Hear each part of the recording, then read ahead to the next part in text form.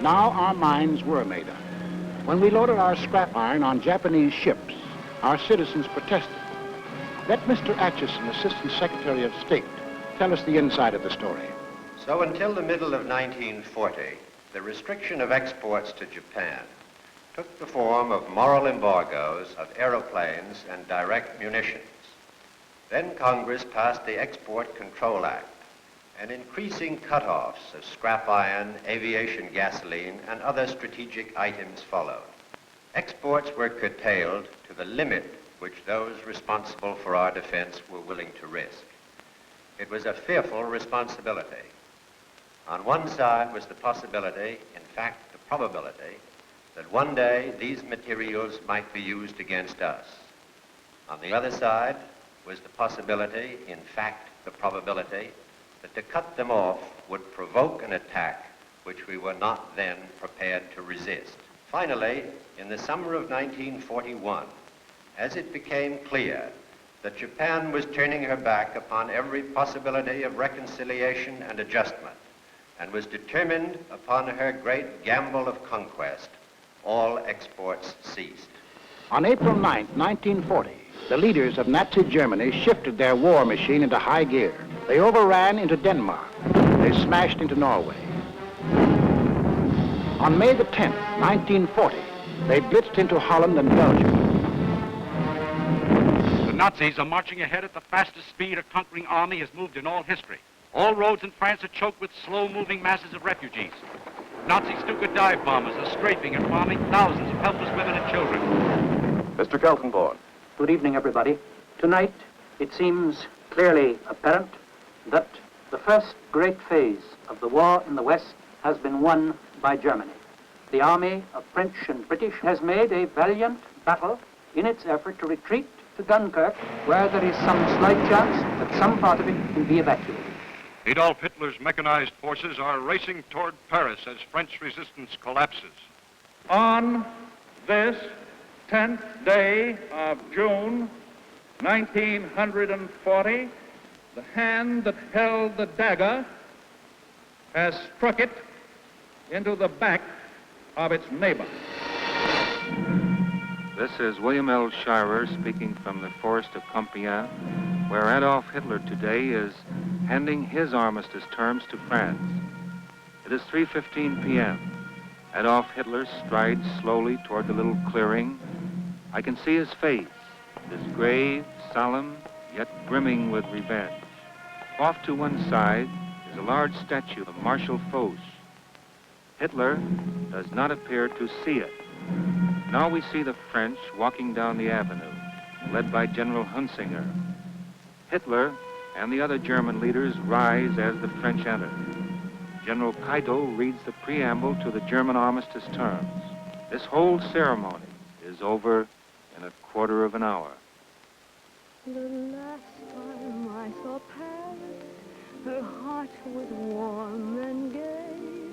I heard the laughter of her heart in every street cafe.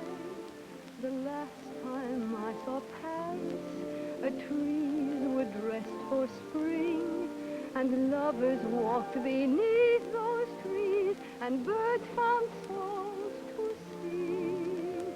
I dodged the same old taxi cabs that I had dodged for years. The chorus of their squeaky horns was music to my ears. The last time I saw Paris, her heart was warm and gay. No matter how they change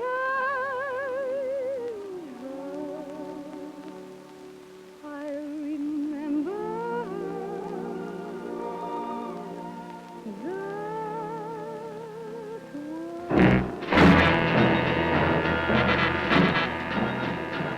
Conquering armies now stood on the shores of the Atlantic.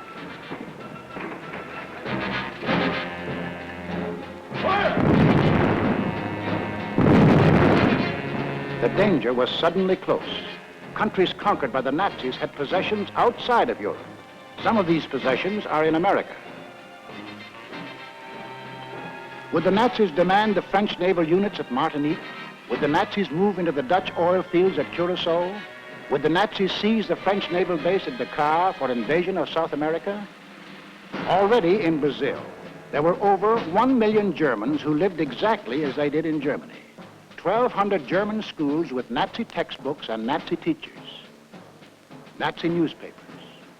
Hermann Goering glider clubs had been established.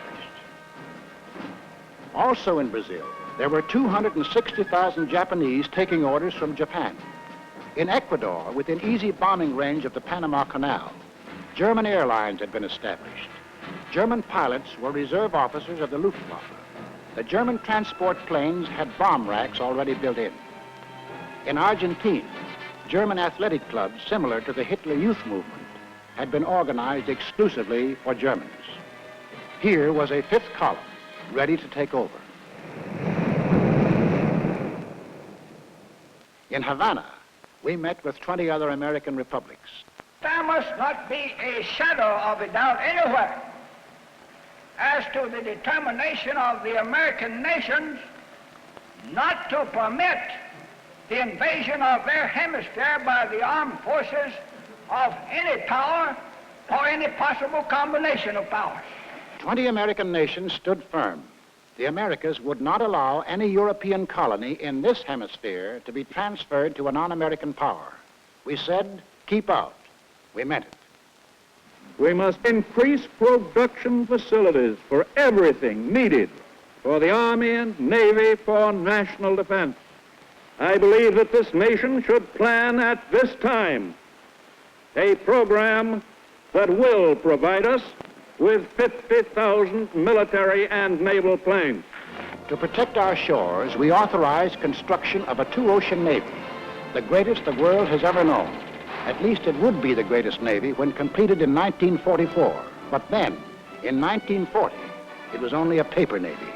Our fighting forces at that time consisted of an army of 187,000 men, a navy of 120,000, and this dot was the Air Corps, 22,387 strong.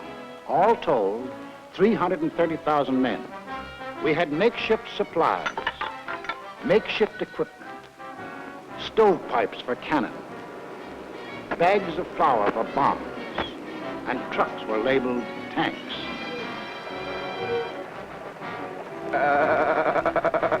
Our infantry had exactly 488 machine guns.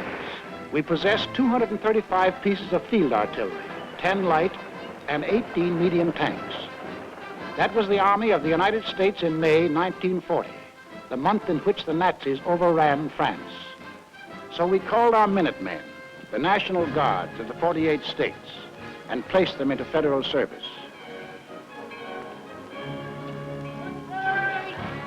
And most important, Congress passed the Selective Service Act.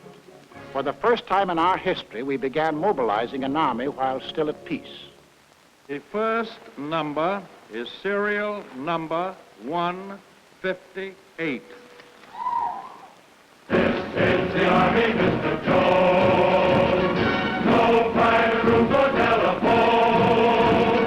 You had your breakfast in bed before, but you won't have it there anymore. The second number, which has just been drawn, is 192.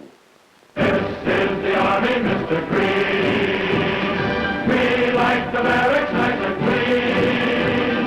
You had a housemaid to clean your floor, but she won't help you out anymore. Do what the buglers command. They're in the Army and not in a band. This is the Army, Mr. Brown. You and your baby went to town. She had you worried, but this is war, and she won't worry you anymore. More, she won't worry you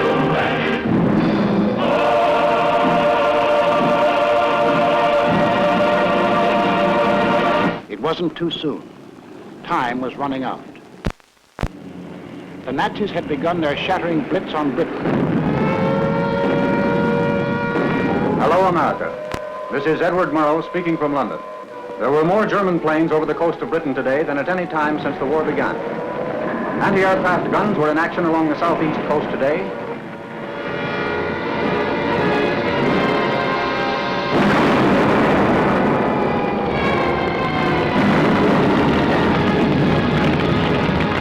Back on Main Street, USA, daily we followed Britain's life struggle.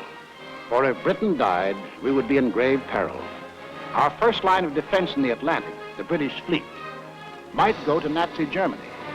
We would be unprotected, our shores, our people, our homes endangered. Britain must not fall. In our harbors, idle and rotting, lay ancient destroyers. They had been built for World War I, but this was World War II, and this gave us an idea. 50 tired, overaged destroyers were revitalized, transferred to Great Britain.